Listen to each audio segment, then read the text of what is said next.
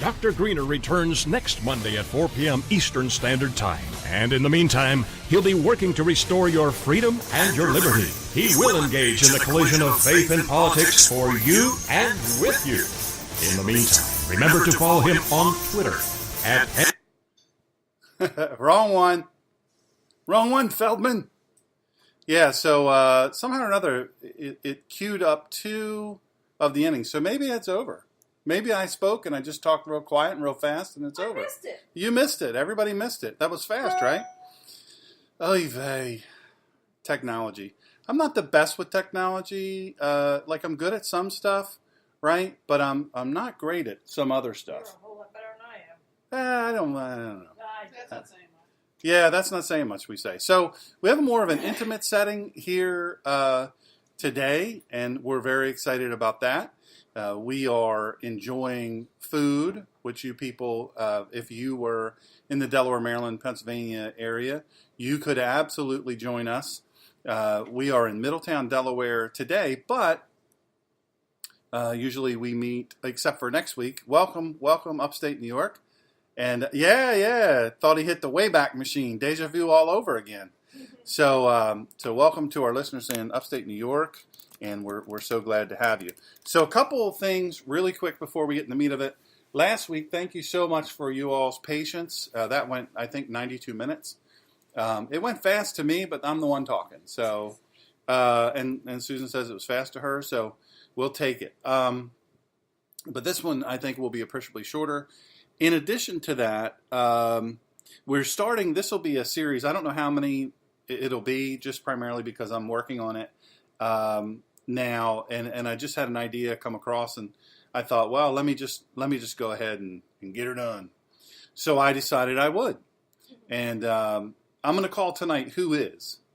And tonight, who is Yeshua HaMashiach? Who is Jesus Christ? Not who was, but is. Capital I-S. And but I'm reminded of a couple of things that I need to remind you all of, and that is that this is we have a Spreaker app. Now we paid so you don't have to. So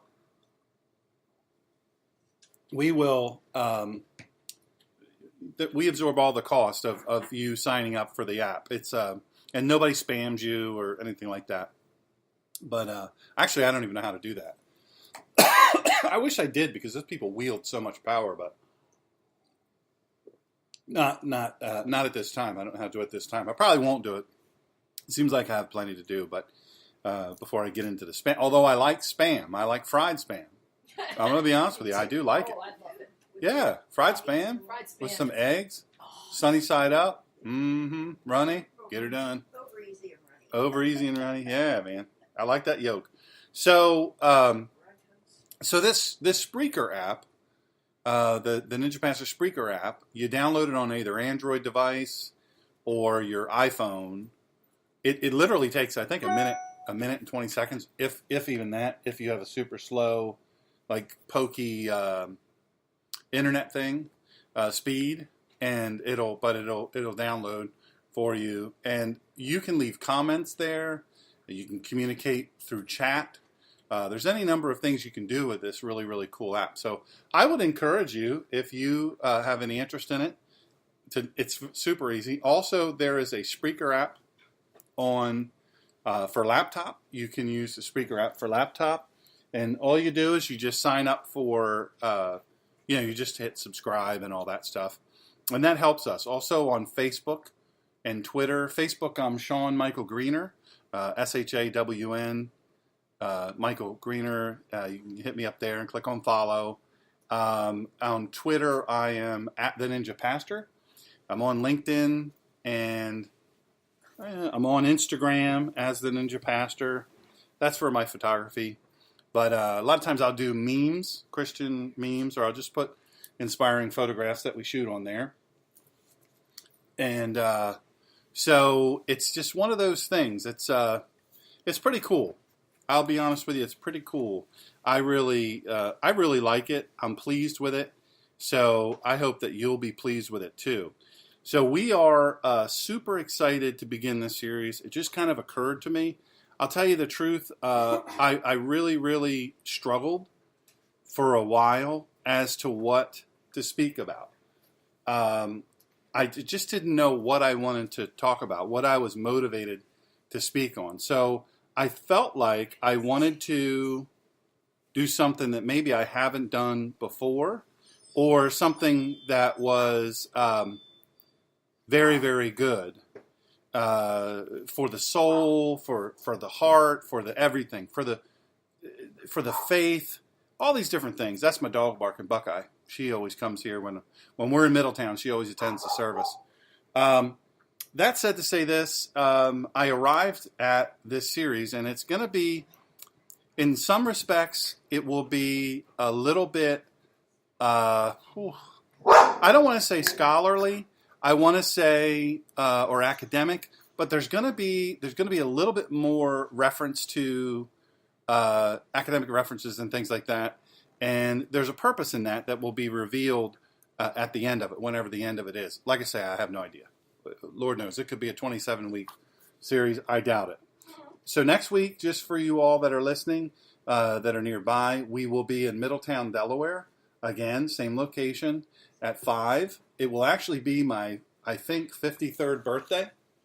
So that's pretty cool.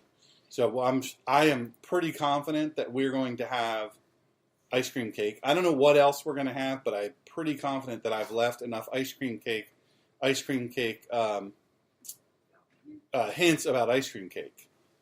So I don't honestly know if we'll have. I'm not positive we'll have ice cream cake, but I'm hoping we have ice cream cake.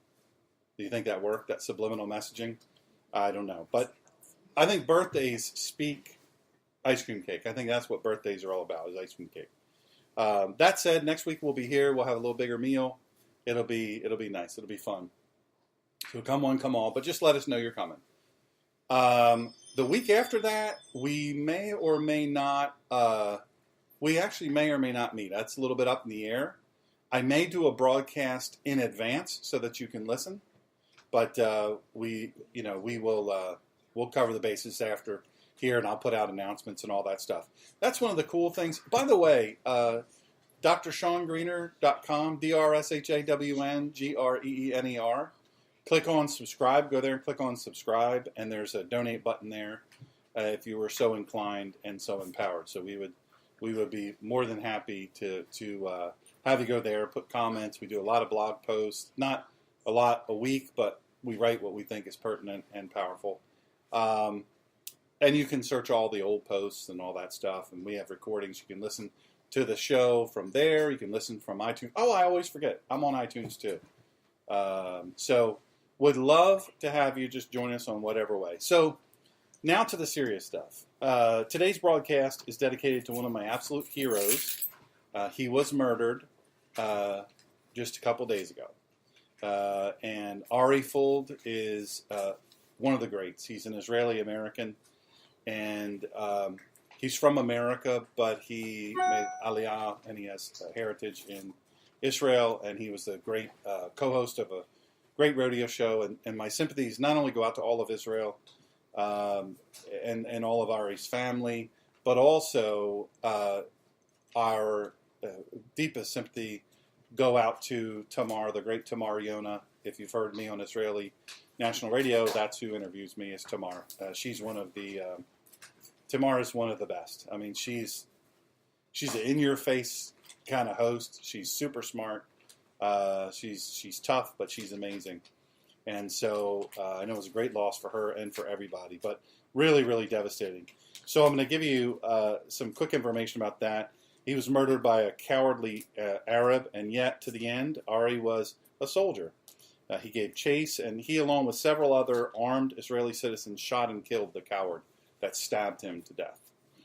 He actually was stabbed and was in the process of dying, and he chased the guy down and shot him along with others. And you could actually, it amazes me, but you can watch the video of him both being killed and killing the attacker.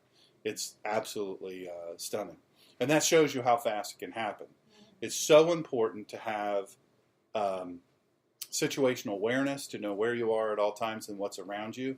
This was not a lapse in situational awareness because, Arabs intermingle in Israel all the time. And this guy pretended to be a friend, got close enough, and stabbed Ari. He was, I believe he stabbed in the back, is what it looks like to me. So that being said, Ari had the presence of mind to turn and put the chase on. He was a 17-year-old Arab, and he chased him down. He and several other people returned fire. It was from, the West Bank, obviously. It was at a mall, too. So I want to point out a couple of things. That at a mall, you think you're safe. At wherever you think you're safe. Like you could be thinking right now, well, when I'm at such and such, I'm safe. Well, I'm in my hometown, so I'm safe.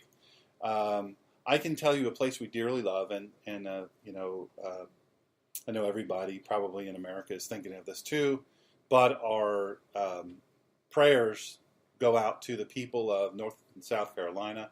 Our beloved Topsail and Surf City was slammed. I mean, devastated. Whole dunes are completely gone. It's much worse than it even seems, and it's actually getting worse now because the water has nowhere to go, and it's just rising, and it's just flooding out places and all of that. So, but we're so thankful so far. All of our friends there, our beloved friends there, are safe and well, and that is good. We're pleased. But so far, 11 people have lost their lives. One of them, I just want to address this really quickly. She died driving. And she died driving because she drove through water that she couldn't see how deep it was, and she hit a tree that had fallen. She didn't know because the water was above the tree, and that tells you that, never drive through water that you can't see to the bottom of. So she was killed. Another young man was killed when a chimney fell on his car. Oh, that was a gas explosion. Oh, my goodness. You guys hear about that? How crazy is that gas explosion? Everybody believe what that was about, an overpressurization of the gas lines or something? Oh. Something very strange is going on there. I've never heard of something like that. But so I don't want to get into that now because then it'll be all night with the theories. But so it doesn't matter where you are. My point is, it doesn't matter where you are. There were people that had to be saved and rescued in North and South Carolina that had been told for days, make preparations, think ahead, prepare ahead, have a plan. You live in a flood zone at the coast. Hurricanes come, tornadoes come. You've got to be prepared, and many of them weren't. My point in all that is you guys know my background as a security expert and terrorism expert, but also preparedness is a big key to being safe, to staying safe in this world, to do the best that you can. Somebody said to me when I gave a speech once, and in the question and answer period, they said, you could do all that and still die. I said, yeah, you're right. But your odds are 100% that you're still going to die, that you're going to die if you don't do anything. Mm-hmm. So one guy, appreciate this interview. This one guy, he stayed behind. He said, I always did. Sent my wife and kids away, but I stayed because I want to protect my home. I don't know exactly how you protect your home against a hurricane, tornadoes, and floods, but that's what he said. I want to protect my home. I think he was thinking of looters. Yeah, he might have been thinking looters. Ultimately, what happens is he was interviewed during the storm when it was really fierce, and he point blank said, in my 70 years on this earth, this is the dumbest thing I've ever done. I've never done anything this stupid. And he said, and I'll never do it again. You can't beat the wind, the waves, and the rising tide. You can't do it. What kills most people, believe it or not, is not the flood. The flood is not the wind. The flood kills more people than the wind. What kills more people is the preparation. They die during preparation. They get injured or they have a heart attack or a stroke because they're not in shape. Just like shoveling snow. You guys know how many people every year die shoveling snow. But it's a very similar dynamic, and they die because they're up on ladders on the second floor, screwing in boards that they're not used to lifting that kind of weight. They fall off the ladder because they're not used to being on the ladder, carrying heavy sandbags, things of this nature. They're just not prepared for that. Or they get injured using tools or electrocuted or whatever the case may be. But most people in disasters like this die during the preparation, and then most of the rest die from the floods. Saying all that to say this, have a plan. Don't be a person who waits for someone to rescue you. Number one, you're putting first responders at great risk. And number two, it's just unnecessary. There's no need for it. So, Ari, prepared guy. He was a very, very skilled guy. Obviously, he carried. I don't know, you guys know, most people in Israel carry a firearm. If you see video of an attack, gunshots or somebody screaming, you see everybody lifting their cover garment, drawing their gun. And if you're an IDF soldier, you're to be armed all the time. So it is interesting to see those videos and see how many people have guns there. I will say this, that Ari being the type of guy that he was, while he was tough, he also was a very loving man and very kind. And I loved listening to his broadcasts and reading what he writes, because he is very in your face, but he does it with love, the truth and love. So Israel and the world has experienced a great loss, and this sermon is dedicated to him. So Matthew 3:17, I'm going to read it in the ESV. And behold, a voice from heaven said, "This is my beloved Son, with whom I am well pleased." Now, there's some things we can nearly automatically, I don't want to say automatically, but nearly automatically agree with about Jesus Christ. There's been intense debate as it relates to Jesus Christ from his very first appearance. Can we argue that? Obviously, he's been the source of great debate from the minute he arrived on the scene as a baby in a manger. His life was miraculous. You can say that he didn't do miracles, but too many other people who are not followers of the faith have acknowledged, yes, he did this. This happened. Now, the source of his miracle is up for debate with those who don't believe, but the fact of the matter is, too many people have reported what he's done. The miraculous quickly brings the reaction of impossibility and contempt, because it is well beyond the explainable, and within the natural mind, it just can't be discerned. Look, we can look at how Yeshua, Jesus Christ, lived, and we can agree as a people, as a thinking, reasoning people, we can agree, look, you can't explain the things he did. His life, in and of itself, you can't explain it. You can't explain it in the natural. There's no way. And in the natural, really and truly, we can't discern it. Because in the natural, we come up as regular humans, we come up and we say, all right, what's the reason for this? How can I explain this? And so much of what he did, you simply can't explain, other than he was the glorious impossible. Was he God? Or was he just in the natural as a natural man, but just a good guy? Good man, good person, good teacher, who lived an inordinately short life. And was called for over an obvious criminal to die on the wood that his father created. Was he God? So C.S. Lewis, I don't know how many of you read C.S. Lewis? And in our radio audience all around the world, I'm sure that there are many C.S. Lewis readers. However, if you don't read C.S. Lewis, or you've never read any of the C.S. Lewis works, I am telling you, you absolutely have to read C.S. Lewis. It's a life-changing experience. Not only what he writes, but the way he writes. It's just so fantastic. So I'm going to quote him. "I'm trying here to prevent anyone saying the really foolish thing that people often say about him being Jesus. I'm ready to accept Jesus as a great moral teacher, but I don't accept his claim to be God. That is the one thing we must not say. A man who was merely a man and said the sort of things Jesus said would not be a great moral teacher. He would either be a lunatic on the level with the man who says he is a poached egg, or else he would be the devil of hell.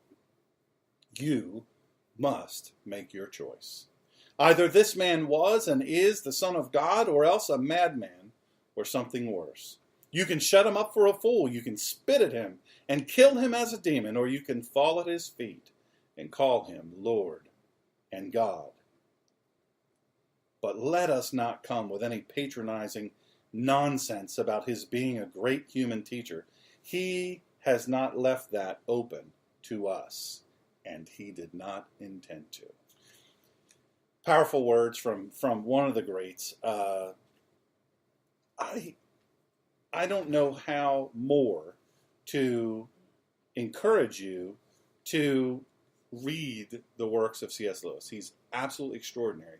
And I will tell you this, what is amazing about C.S. Lewis is that he will point you to the cross in almost everything that he writes.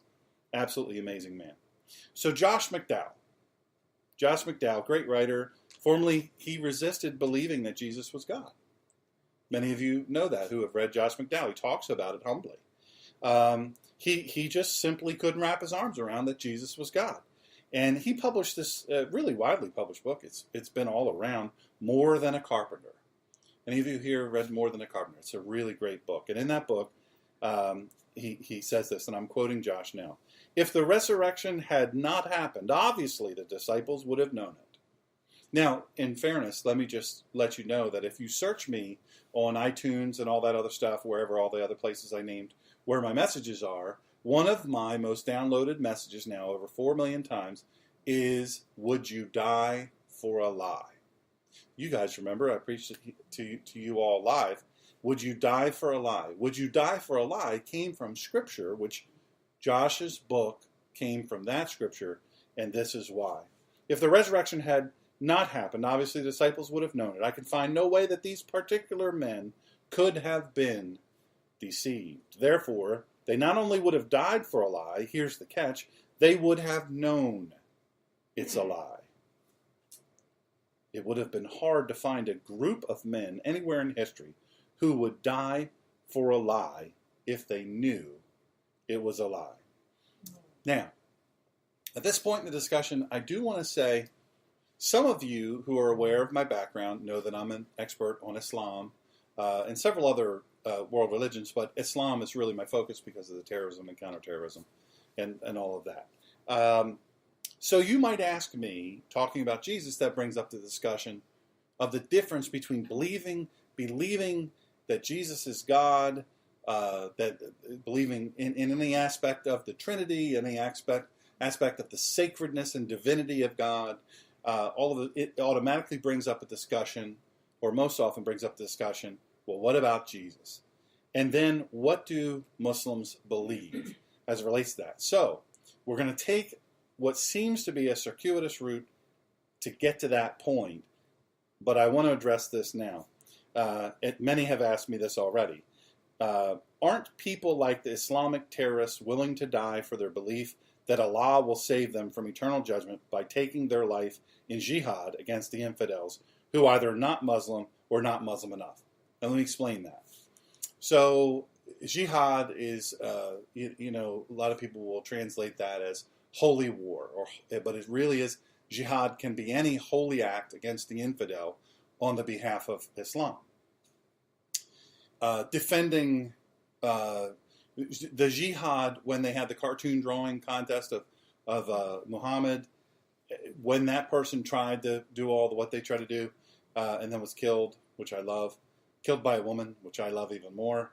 That's the ultimate, slap in the face of a terrorist, of Muslim terrorist, is to be killed by a woman. Ooh, to be killed by a Jewish woman would have been even better. But anyway, I digress. That said, I think that it's important to understand the difference in how people think. A lot of people have asked me, and over the years they've asked me, help me understand why you aren't evangelical toward Muslims. Why don't you take the other tack toward Islam to be one that seeks to win them and to love them into Christ and to love them into the fold and all of these things? And as many of you know, I have Muslim friends. I have interacted with several Muslim people who I would in fact trust with my life. I will say their number one threat in the world is not from me or someone else. It's a threat from Islam itself when they look at them and say, you are an apostate, you are an infidel because you are not Muslim enough. Are we clear on that? You understand that them interacting with me in a true, authentic friendship way, a kind way, not to trick me into a situation where they could then kill me take away my ability to defend our country against Islam. So, but I will tell you, their biggest risk is, in fact, other Muslims who feel like you're failing Islam. So just to be clear on that. So the whole dying for a lie thing got me thinking about Islam in and of itself, and how, well, I wonder when they, jihad can be wearing a homicide. I don't call them suicide vests. I call them homicide vests. Just because you're one of the ones that are killed, that's unimportant. When they wear these vests and they go into, or they detonate a bomb, even the one that's in the pressure cooker, remember the Boston Marathon bombing? They were committing jihad. And every police officer that tried to stop them, and they shot at them or killed them, committing jihad. When they assassinated that young MIT police officer, they were committing jihad. When they fired back during all the different things, this was jihad for them. It could be jihad if they cheat you. If a Muslim owns a store and they cheat you a little bit, on your change or whatever, they raise a price that's not supposed to be raised, or whatever, that is jihad. That can be jihad for them because it weakens you. I want to be clear. Somebody did ask me, I did a post and somebody asked me, they said, are you saying that Muslim doctors in the United States are harming or not healing or not fixing non-Muslims intentionally? And I would say to you this, that I don't believe that at all. I have had Muslim doctors. I've had doctors from Iran. I've had doctors from Pakistan. I've had doctors from all kinds of places around the world that the predominant religion of their nationality and of their home country is Islam. They don't practice it other than observing some of the, Ramadan and some different things. But much to the chagrin of their true adherents to Islam, they don't take advantage of their opportunity to maybe not give the right medicine or whatever the case may be. I'll leave it here with this, and this is a very unpopular thing to say in this very politically correct environment. The Muslims that I know and trust, I love. I know them well. I've been in situations with them, or I've seen them prove to me, sufficient to me, that they are sincere. And I know in a battle, they would have my back. I would trust them with a firearm behind me, as long as we're clear on that. Now, I touched on this, but I want to make sure we understand what I mean by their enemy is either the not Muslim, or the infidel, or the not Muslim enough. In Islam, look, in Christianity, in Judaism, you have a conversation. One of my dear friends, Morty, God rest his soul, buried in Israel with his dear wife. Morty, I said, Morty, why don't you observe the High Holy Days? What do you mean High Holy Days? What am I going to do that for? I don't even like Jewish food, Sean. I said, but you're a Jew. You're a Jew. You don't even, what do you mean? He goes, yeah, but I don't like a lot of the lox and it's nasty. I said, what do you like? He goes, I like steak and eggs. I like potatoes. He's just the kind of guy who that's not his thing, to really demonstrate how Jewish he is by the observance, his strict observance. Although, interestingly enough, when he was in his home in New York, he essentially functioned as an Orthodox Jew. They were very strict adherents of it. Now, when he retired to Delaware, not so much, but his final wish was to be buried within 24 hours, he and his wife, in Israel, and that happened. It's quite amazing, quite an amazing man. So he would say, I'm not Jewish enough. And my answer I would make fun of him, I'd go down there and he always would say that I didn't make the food that I brought, which I always did make the food. He couldn't believe it. And so I would say, what's with I don't have bagels and cream cheese and bagels and lox. I don't have this gefilte. You don't have anything. What is this? Where am I coming to here? And what is this? I used to always say this. What is this? The Smith's house? You know, he hated that. And he would go, "What are you mad at me? I'm not Jewish enough for you." And I would always say to him, "No, you're perfectly Jewish. Brooklyn Jew is the best."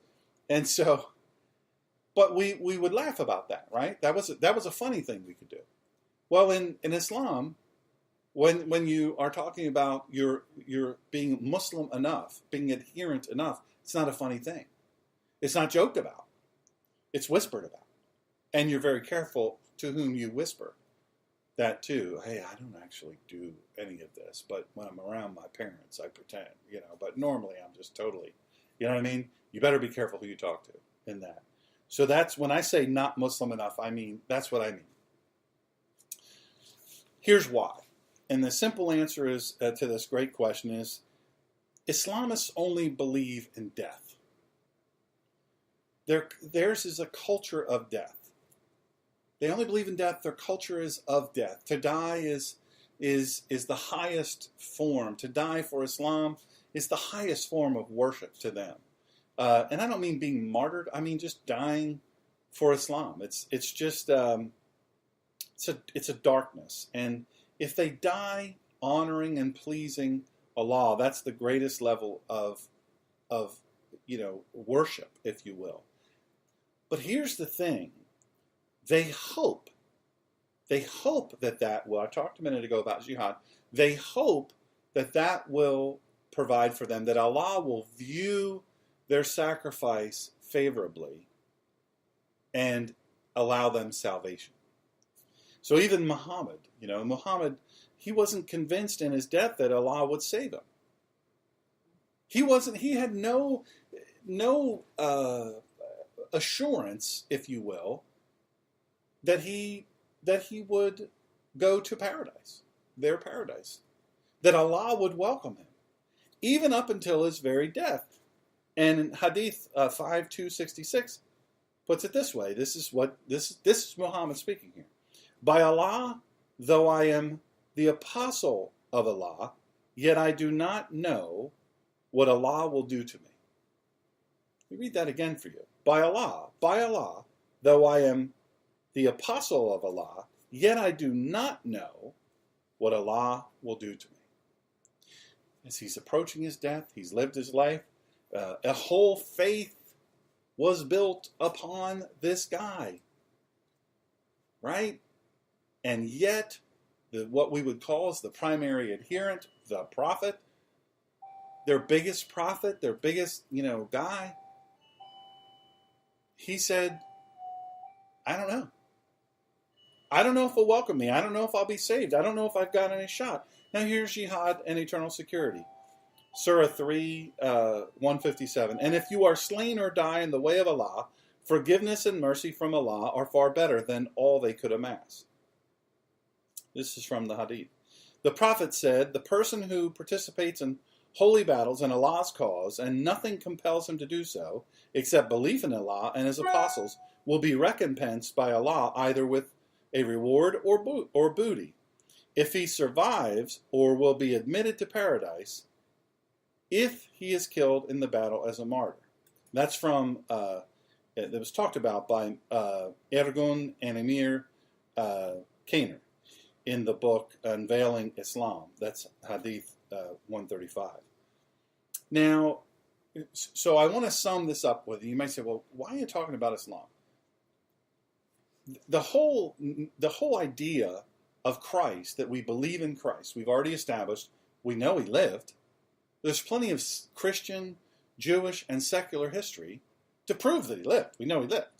We know that. There's no doubt about it. There should be nobody, no thinking person in the world that would say Yeshua did or didn't live. You know He lived. There's plenty of history, plenty of documentation by disinterested third parties that said, yes, this Yeshua guy, he did live. The dispute is he Yeshua HaMashiach, the Messiah? Is he the Messiah? So believing that way is a huge thing. It's got many people killed, got most of the apostles killed, or most of the disciples killed, and apostles all through the people who were martyred. Look, you're not going to be killed because you say, I believe there's Jesus. You're going to be killed because I believe Jesus is the Messiah, that he rose again, that he lives today, and he's coming back for his people. Right? So we can establish that. Now, I hate reading this guy, and this is why I love you all so much, the live audience and around the world. When I read this guy, it's for research only. I really don't like him, even a little bit. And I would never debate him, not because I think he would outdo me. I'm thinking I would resort to the throat punch long before he ever frustrated me. So Richard Dawkins, noted atheist, he has in his mind, and he's reduced the Bible and God to this. Now I'm reading verbatim. This is what he thinks. The God of the Old Testament is arguably the most unpleasant character in all fiction. Jealous and proud of it. A petty, unjust, unforgiving control freak. A vindictive, bloodthirsty, ethnic cleanser. A misogynist, homophobic, racist, infanticidal, genocidal, filicidal, pestilential, megalomaniacal, sadomasochistic, capriciously malevolent bully. Those of us schooled from infancy in his ways can become desensitized to their horror. This is from his book, The God Delusion, page 51, Houghton Mifflin Harcourt. Go out and not buy it today. Now, it is important for me to not assume that I know all of what those terms actually mean, and it wouldn't be fair to me to educate myself without also educating you, free of charge, at no cost or obligation to you. These are what the words uttered by Richard Dawkins describing his view of God really mean. Misogynistic. Well, he hates women. Homophobic. He has an irrational hatred for homosexuality. Now, I will tell you this. I faced, you know this firsthand, I faced tremendous backlash when I endorsed Gene Trona. I like that guy. We're going to be friends until I die. Judging from what kind of shape he's in, he going to outlive me by a long shot. But he's a good guy. We don't agree on everything. But for Senate candidate, he was the guy. For me, he was the guy. And I'll tell you what, too, I'll trust him long before I'll trust many other good Bible-thumping Christians. Because there were some good Bible-thumping Christians that behaved horribly, both outwardly and behind the scenes. And they will forever have my disdain, and I will never trust them. Ever, ever, ever. So homophobic, irrational hatred for homosexuality. You notice I didn't say hatred for irrational hatred. It drives them insane. Racist. Now that's a prejudice against another race simply because of their race. Right? We all know racist. Now the left is throwing this around as a thing. They're calling President Trump is a racist. He's a misogynist. I don't get this homophobic thing. The guy has supported more LGBT causes, and there are more. This is interesting. On Broadway, there are more people who have been funded, their careers been funded by Donald J. Trump prior to becoming president of the United States than he's number one funder. He's funded more people's careers behind the scenes, helping them out. Artists. Melania has a ton of art by, out LGBT artists, and she has helped fund them, pay for gallery openings, renting galleries for a show, a 7-day show, or getting their work into certain galleries for them. It's just ridiculous. He's never been called a racist. You can call him misogynistic. I don't think he'd be successful at that because apparently he really likes women. So I think let's take that one off of him. Let's check. Let's put a line through that in the big fat Sharpie. But the rest of them, they want to call him that all the time. I just can't understand it. Infanticidal. It's what Richard Dawkins, the noted atheist is, which remember, I say it atheist just because that's what people understand, but it's actually pronounced atheist, and that means against God. You're not ambivalent about God, you're against God. So infanticidal, it's the act of killing unborn infants. So they say, okay. I don't know how they skip over themselves. The left is wildly, and atheists are typically very pro-abortion because they take the God element out and they say, well, who cares? It's just flesh, right? But apparently, when we look at God as an atheist, we say, well, killed unborn infants. He called for certain things to happen. Genocidal, the murder of an entire ethnic group. Just because. Now, what happened to the Jews, right? Nazi Germany, Poland, Austria, Russia. Other places, Russia, only because they were Jews. That's why they died. They died because they were Jews. This is one I hadn't even actually thought about before. Filicidal. A person who kills his or her own son or daughter. Pestilential. I like that one. I hadn't heard that one before, but I figured it out pretty quick. Tending to cause pestilence. Like bubonic plague and stuff like that. Now, this one, I don't think I could be accused of this.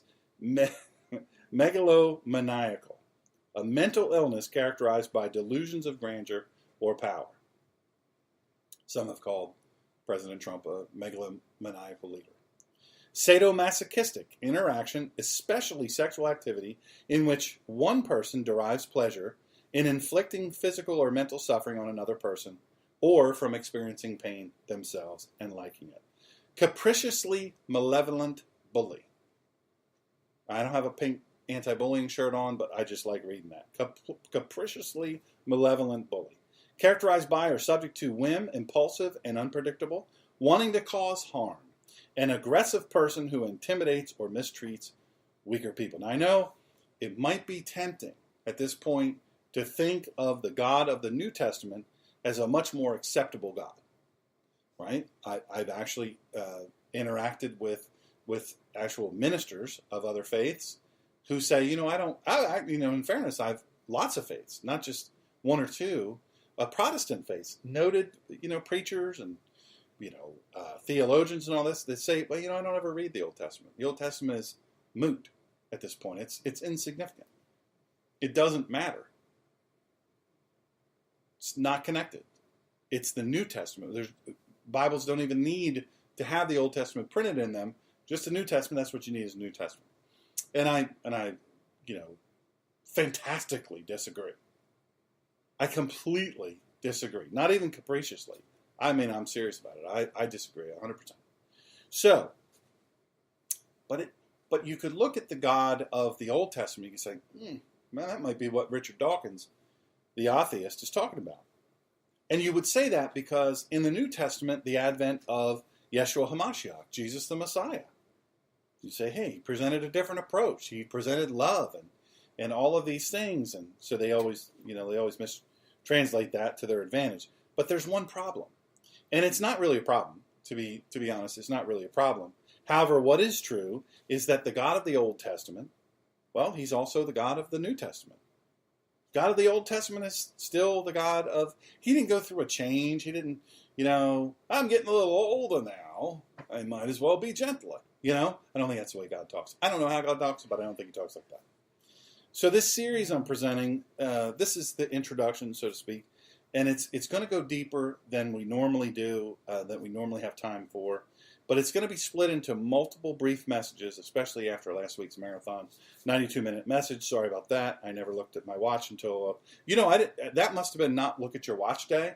Because remember, we were sitting up there at front, you, me, Jerry, and I think a couple other people, sitting there jabbering away, and I looked down, and it's 5:30. And I was like, oh, wait, we have a show to do. Because we were having such fun talking. And I guess I just carried that through to, it's 92 minutes and not 60 minutes. Oh, well. It'll all fit together. Suffice to say, I'm making a guarantee that it'll all fit together. Now, I'm going to introduce some of the audience to a resource that you may be unfamiliar with. Now, this is part of sort of the academic aspect of it. But when I read this guy, I don't view him that way. I view him very, very differently. His name is Origen. Right? Origen? Anybody here ever read Origen? He's an early theologian. Yes, he is. Origen of Alexandria. He's also known as Origen Adamantius, and he was an early Christian scholar, an ascetic, and a theologian who was born and spent the first half of his career in Alexandria. He was a prolific writer who wrote roughly 2,000 treatises in multiple branches of theology, including textual criticism, biblical exegesis, biblical hermeneutics, homiletics, and spirituality. He was one of the most influential figures in early Christian theology, apologetics, and asceticism. Is that how you pronounce that? Asceticism. Yeah. I'm going to have another drink. He has been described as the greatest genius the early church has ever produced. the greatest genius the early church has ever produced. Now, I would say if people call people that, like if they say, this is free, you didn't pay anything for this. If they say, oh my God, that's Sean Greena, he's the ugliest person I've ever seen. You don't want to immediately look for me to go, is he the ugliest person? Right? But this guy, when to the positive like this, when somebody says this is the greatest genius the church has ever produced, you want to look that guy up. You want to find out what he's about. So Origen, this is to many might be strange, but Origen sought martyrdom. He wanted to die for the faith, and he wanted to be with his father because his father imparted this great faith in him. They had this amazing interactive relationship. It was intense. At a very young age, he wanted to die for the faith. But what prevented him, he tried to turn himself into the authorities to be killed by testify. This is who I am. This is my faith. This is why I believe. And you're killing people for it. You might as well kill me. But his mom stepped in and said, you're not killing my boy. So when he was 18 years old, I don't think she talked like that either, by the way. Origen became a catechist at the catechetical school, I don't know how you pronounce that word, of Alexandria. I love these words because they challenge me, but I'll never get them right. Honestly, I'll never get them right. Some words I still get, since my brain injury, this is a fun fact. It's not in Trivial Pursuit, so I'm not giving you a leg up or cheating in any way. People with my type of brain injury, words like sword. If I see sword, I have to fight my brain from saying sword, just because I don't have that part of my brain doesn't work. That's a fun fact. It's not getting you anything. Not going to win anything. So he devoted himself to his studies and adopted an ascetic lifestyle as both a vegetarian and a teetotaler. Never drank anything. He was very careful with his health. He came into contact with Demetrius, the bishop of... I still slap. You see that? I can be sitting down. Still slap my knee. The bishop of Alexandria in 231, after he was ordained as a presbyter by his friend, the bishop of Caesarea. Have we heard that name before? That location before? While on a journey to Athens through Palestine, Demetrius condemned Origen for insubordination and accused him of having castrated himself and having taught that even Satan would eventually attain salvation, an accusation which Origen himself vehemently denied. Origen founded the Christian school of Caesarea, where he taught logic, cosmology, natural history, and theology, and became regarded by the churches in Palestine and Arabia as the ultimate authority on all matters of theology. He was tortured for his faith during the Decian persecution in 250 and died 3 to 4 years later from his injuries. Now, he died 3 to 4 years later from his injuries. Origen was able to produce a massive quantity of writings due to the patronage of his close friend Ambrose, who provided him with a team of secretaries to copy his works, and maybe the most prolific of all ancient writers. Now let me say this. Remember what I said about the compliment that someone paid him, that he was the greatest ever? Look, somebody thinks that what you have to say, what you think, they think that it's so important that they hire a team of secretaries to copy down your every word. That's a guy, you got to listen to that guy. You got to listen to that guy. So his treatise on the first principles systematically laid out the principles of Christian theology and became the foundation for later theological writings. Now, why is this important? Why am I telling you all this? Because stick with me on this. Because I want you to know the origin of Origen to better know our origin. Right? Come on, let me say that again. Because I want you to know the origin of Origen to better know our origin. Come on. I didn't stay up all night with that, but I did take a few minutes on it. So Origen interpreted the passage in Genesis 22. Hold on a second. I have, this is what we need.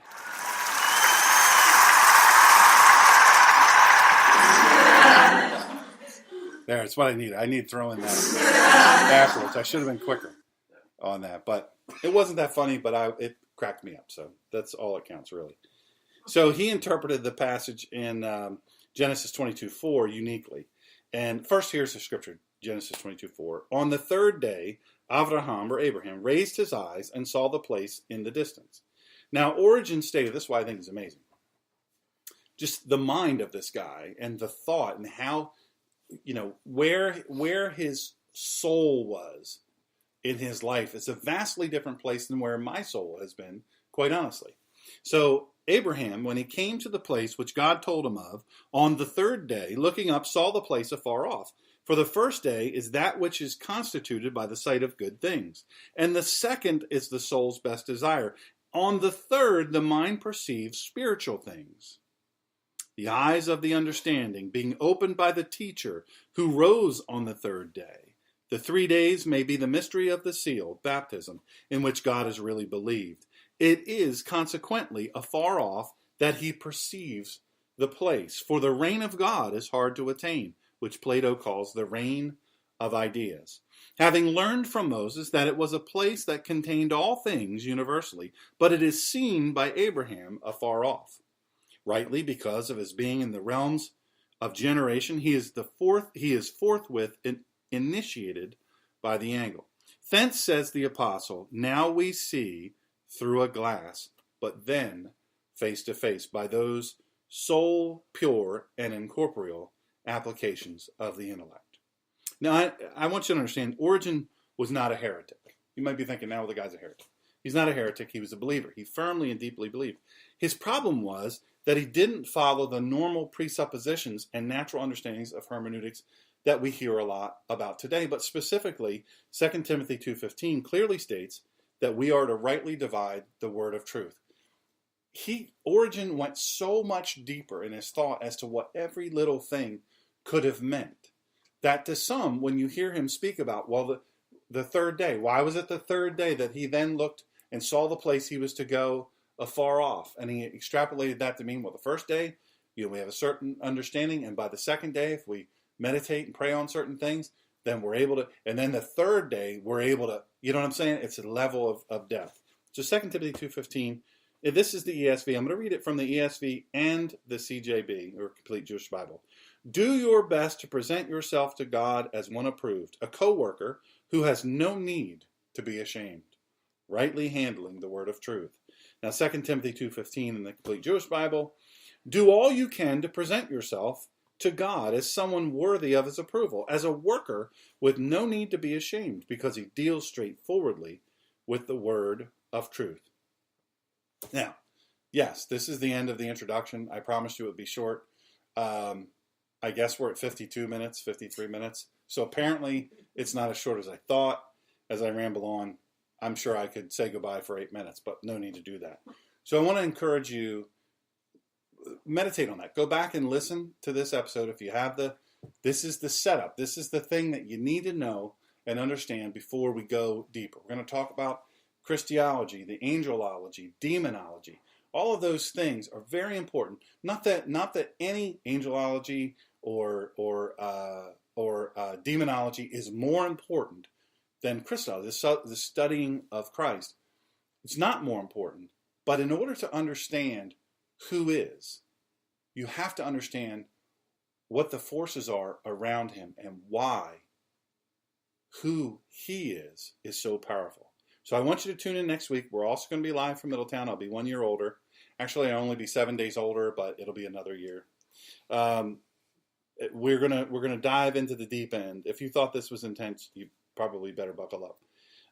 So the deep end of who is. I want you to tell a friend. Follow me on Twitter at the Ninja. It's at the Ninja Pastor. Sean Michael Greener on Facebook.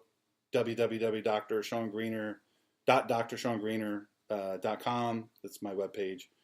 Take note of the donate thing if you want. You don't have to. Go back and listen to stuff. Feel free. We'd love for you to do that. I really do appreciate all of you joining us. Thank you for people in chat.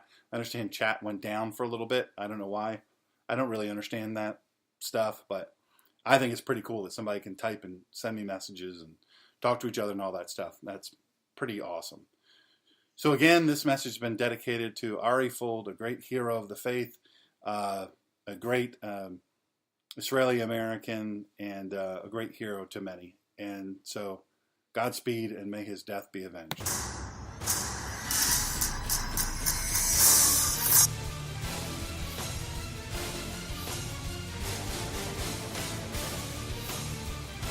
Dr. Greener returns next Monday at 4 p.m. Eastern Standard Time. And in the meantime, he'll be working to restore your freedom and your liberty. He will engage in the collision of faith and politics for you and with you. In the meantime, remember to follow him on Twitter at the Ninja Pastor and follow him on Facebook.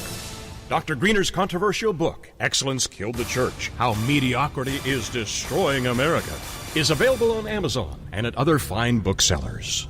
Or you can get a copy directly through his website, www.drshawngreener.com, where you can also listen to interviews and speeches and messages free of charge. Show archives are available on iTunes through drshawngreener.com.